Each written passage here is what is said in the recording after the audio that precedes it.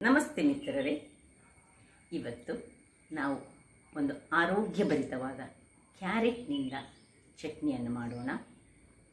ಈ ಚಟ್ನಿಯನ್ನು ನಾವು ಅನ್ನಕ್ಕೂ ಉಪಯೋಗಿಸಬಹುದು ಅಥವಾ ಯಾವುದೇ ಒಂದು ದೋಸೆ ಅಥವಾ ಆಪ ಯಾವ ಒಂದು ಮಾರ್ನಿಂಗ್ ಬ್ರೇಕ್ಫಾಸ್ಟ್ಗಳಿಗೂ ಇದನ್ನು ಉಪಯೋಗಿಸಬಹುದು. ಹಾಗಾದರೆ ಈ ಆರೋಗ್ಯಭರಿತವಾದ ಕ್ಯಾರೆಟ್ನ ಚಟ್ನಿಯನ್ನು ಹೇಗೆ ಮಾಡುವುದು, ಅದಕ್ಕೆ ಏನೆಲ್ಲ ಸಾಮಗ್ರಿಗಳು ಬೇಕು ಎಂದು ನೋಡೋಣ ಅಲ್ಲವೇ? ವೀಕ್ಷಕರೇ, ಇವತ್ತು ಸ್ಪೆಷಲ್ ಆದ ಒಂದು ಕ್ಯಾರೆಟ್ ಚಟ್ನಿಯನ್ನು ಮಾಡುವ. ನಿಮಗೆ ಎಷ್ಟು ಕ್ಯಾರೆಟ್ ಬೇಕು ಅಷ್ಟು ಕ್ಯಾರೆಟ್ನಲ್ಲಿ ನಾವು ಮಾಡಿದ್ರಾಯಿತು. ಈಗ ಇಲ್ಲಿ ನಾನು 2 ಕ್ಯಾರೆಟ್ ತೆಗೆದುಕೊಂಡಿದ್ದೇನೆ. ನಾನೀಗ ಇದರಲ್ಲಿ ಒಂದರಲ್ಲಿ ಮಾಡ್ತೇನೆ. ಎಷ್ಟು ಹೋಳುಗಳಾಗ್ತದೆ ಅಂತ ನೋಡ್ಕೊಳ್ಳೋಣ.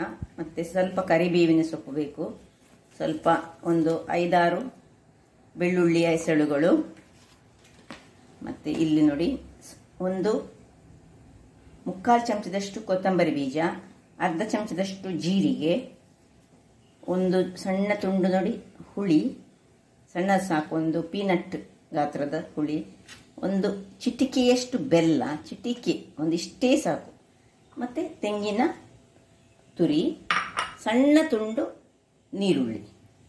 ಮೊದಲಿಗೆ ನಾವು ಈ ಕ್ಯಾರೆಟನ್ನು ಹೆಚ್ಚಿಕೊಳ್ಳೋಣ. ನಿಮಗೆ ಎಷ್ಟರದ್ದು ನೀವು ಮಾಡ್ತೀರಿ ಅಷ್ಟರಲ್ಲಿ ಇದು ಉಂಟು. ನೀವು ತುಂಬ ಮಂದಿ ಇದ್ರೆ ಒಂದು 2 ಕ್ಯಾರೆಟ್ ತೆಗೆದುಕೊಳ್ಳಿ, ಇಲ್ಲದಿದ್ದರೆ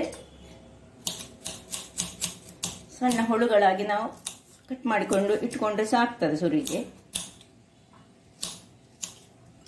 ಕಟ್ ಮಾಡಿ ತೋರಿಸ್ತೇನೆ ನೀರುಳ್ಳಿ ಮತ್ತು ಈ ಕ್ಯಾರೆಟನ್ನು. ವೀಕ್ಷಕರೇ, ಮೊದಲಿಗೆ ಒಂದು ಬಾಣಲೆಯನ್ನು ಇಟ್ಕೊಳ್ಳೋಣ. ಇದು ಕಬ್ಬಿಣದ ಬಾಣಲೆಲ್ಲ ಆದರೆ ಒಳ್ಳೆದಾಗ್ತದೆ, ಆರೋಗ್ಯಕ್ಕೆ ಸಹ ಉತ್ತಮ.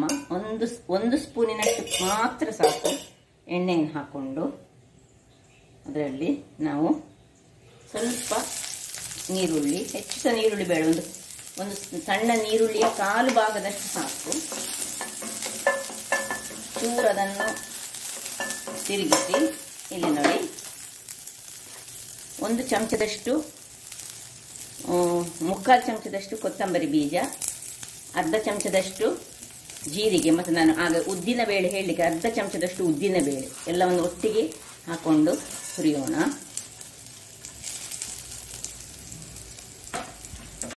ಇದು ಸ್ವಲ್ಪ ಬಾಡುವಾಗ ಈ ಮೆಣಸು, 2 ಮೆಣಸನ್ನು, ನಿಮಗೆ ಖಾರ ಎಷ್ಟು ಹೆಚ್ಚು ಖಾರ ಬೇಕಿದ್ರೆ ಹೆಚ್ಚು ಹಾಕೊಳ್ಳಿ, ಬೇಕಿದ್ರೆ ಹಾಕೊಳ್ಳಿ.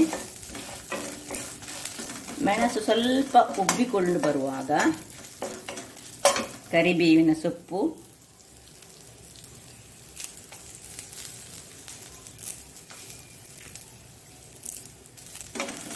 ಒಂದು 2 ಎಳೆಯಷ್ಟು ಕರಿಬೇವಿನ ಸೊಪ್ಪು ಹಾಕೊಳ್ಳಿ. ಇನ್ನು ಈ ಹೆಚ್ಚಿಟ್ಟಂತಹ ಕ್ಯಾರೆಟ್ ಅನ್ನು ಸಹ ಅದರಲ್ಲಿ ಹಾಕೊಳ್ಳಿ.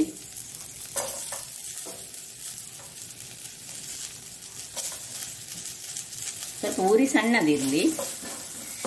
ಇದರಲ್ಲೇ ಇದು ಒಳ್ಳೆ ಇದರ ಹಸಿ ವಾಸನೆ ಹೋಗುವವರೆಗೆ ಎಲ್ಲ ಒಟ್ಟಿಗೆ ಬಾಡಿಸಿಕೊಳ್ಳಿದ್ದಾರೆ.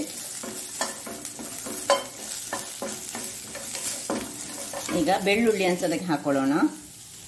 ಒಂದು 4 ಎಳೆಯಷ್ಟು ಬೆಳ್ಳುಳ್ಳಿ. ನಾನು ಹೇಳಿದಾಗೆ ಖಾರ ನಿಮ್ಮ ರುಚಿಗೆ. ಇಲ್ಲಿ ನೀವು ಬೇಕಿದ್ರೆ ಗ್ರೀನ್ ಮಾಡೋದಾದ್ರೆ ಗ್ರೀನ್ ಚಿಲ್ಲಿ ಅದನ್ನು ಸಹ ತೆಗೆದುಕೊಳ್ಬಹುದು, ಅದರಲ್ಲಿ ಸಹ ಒಳ್ಳೆಯದಾಗ್ತದೆ. ಮಾತ್ರ ಈ ಕ್ಯಾರೆಟಿಗೆ ಕೆಂಪು ಕಲರ್ ಆರೆಂಜ್ ಕಲರ್ ಇರೋದ್ರಿಂದಾಗಿ ಈ ಕೆಂಪು ಮೆಣಸೆ ಇದಕ್ಕೆ ಸ್ವಲ್ಪ ಉತ್ತಮ ನನ್ನ ಪ್ರಕಾರ. ಗ್ರೀನಲ್ಲಿ ಸ್ವಲ್ಪ ಕಲರ್ ಚೇಂಜಸ್ ಬರ್ತದೆ, ಇದರಲ್ಲಿ ಆದರೆ ಭಾರಿ ಚಂದ ಕಲರ್ನ ಚಟ್ನಿ, ಪ್ಲಸ್ ರುಚಿಯೂ ಅಷ್ಟೇ ಚೆನ್ನಾಗಿರ್ತದೆ ನೋಡಿ. ಅದಕ್ಕೆ ಸ್ವಲ್ಪ ಉಪ್ಪನ್ನು ಹಾಕೊಳ್ಳೋಣ.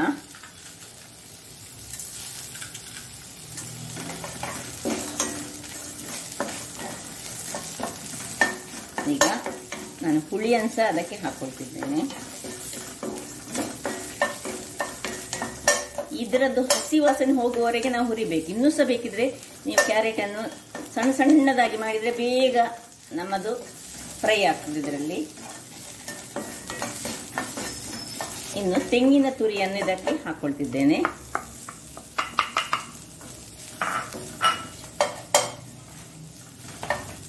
ತೆಂಗಿನ ತುರಿಯನ್ನು ಹಾಕೊಂಡು ಚೂರು ಬಾಡಿಸ್ಕೊಳ್ಳೋಣ ಅಷ್ಟೇ ಸಾಕು. ಆಫ್ ಮಾಡಿ ತಣ್ಣಗಾಗ್ಲಿಕ್ಕೆ ಬಿಡೋಣ. ಆಮೇಲೆ ಈಗ ಗ್ರೈಂಡ್ ಮಾಡ್ಲಿಕ್ಕೆ ಉಂಟು, ಮತ್ತೊಂದು ಒಗ್ಗರಣೆ, ಒಂದು ಸ್ಪೆಷಲ್ ಒಗ್ಗರಣೆ ಕೊಡ್ಲಿಕ್ಕೆ ಉಂಟು. ವೀಕ್ಷಕರೇ ನೋಡಿ, ಇದು ತಣ್ಣಗೆ ಆಗಿದೆ. ಇದನ್ನೊಂದು ಮಿಕ್ಸಿ ಜಾರಿಗೆ ಹಾಕೊಳ್ಳೋಣ. ಎಲ್ಲ ಹುಳಿ ಸಮೇತ ಉಂಟು, ಇದರಲ್ಲಿ ಉಪ್ಪು ಸಹ ಇದರಲ್ಲಿ ಹಾಕೊಂಡಿದ್ದೇನೆ. ಉಪ್ಪು ಕಡಿಮೆ ಇದ್ರೆ ನೀವು ಇದಕ್ಕೆ ಬೇಕಿದ್ರೆ ಉಪ್ಪನ್ನು ಹಾಕೊಳ್ಬಹುದು. ಈಗ ಇದಕ್ಕೆ ಸ್ವಲ್ಪ ಪಿಂಚ್ ಬೆಲ್ಲವನ್ನು ಹಾಕೊಳ್ತಿದ್ದೇನೆ. ಯಾಕೆ ಹೇಳಿದೆ, ಕ್ಯಾರೆಟ್ ಸ್ವಲ್ಪ ನಮ್ಮನೆ ಶುಗರ್ ಅಂಶದ ಹಾಗೆ ಬರ್ತದಲ್ಲ, ಅದಕ್ಕೋಸ್ಕರ ಮಾತ್ರ, ಇಲ್ಲದಿದ್ರೆ ಅಗತ್ಯ ಇಲ್ಲ. ಸ್ವಲ್ಪ ನೀರನ್ನು ಹಾಕೊಳ್ಳೋಣ. ಹಾಕೊಂಡು ನಾನೀಗ ಇದನ್ನು ಗ್ರೈಂಡ್ ಮಾಡ್ತೇನೆ. ಗ್ರೈಂಡ್ ಮಾಡಿ ತರ್ತೇನೆ ವೀಕ್ಷಕರೇ ನೋಡಿ, ರೆಡಿ ಆಯ್ತು ನೋಡಿ. ನಿಮ್ಗೆ ಎಷ್ಟು ಫೈನ್ ಪೇಸ್ಟ್ ಬೇಕು ಅಷ್ಟು ಫೈನ್ ಪೇಸ್ಟ್ ಮಾಡಿದ್ರೆ ಆಯಿತು. ಮತ್ತು ನೀರು ಬೇಕಿದ್ರೆ ನೀರು ಮಾಡ್ಕೊಳ್ಬೋದು, ಗಟ್ಟಿ ಚಟ್ನಿ ಬೇಕಿದ್ರೆ ಗಟ್ಟಿ ಚಟ್ನಿ ಮಾಡ್ಕೊಳ್ಬೋದು.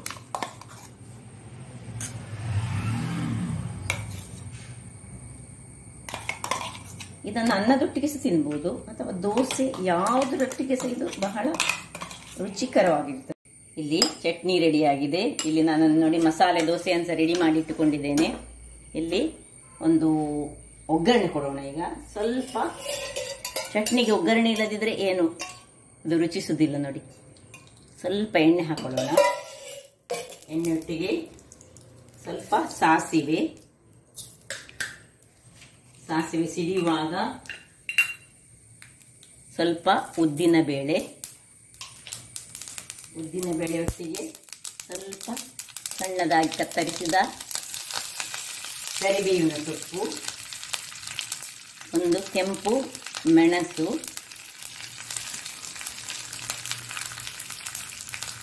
ಹಾಗೂ ಸ್ವಲ್ಪ ಹಿಂಗನ್ನು ಹಾಕಿ ಆಫ್ ಮಾಡ್ಕೊಳ್ಳೋಣ. ಕೂಡಲೇ ಆಫ್ ಮಾಡಬೇಕು, ಅದು ಇಲ್ಲದಿದ್ದರೆ ಕರಗಿ ಹೋಗ್ತದೆ.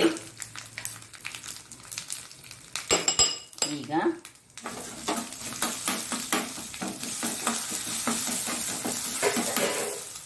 ಇದನ್ನು ಇದಕ್ಕೆ ಶಿಫ್ಟ್ ಮಾಡ್ಕೊಳ್ಳೋಣ ನೋಡಿ.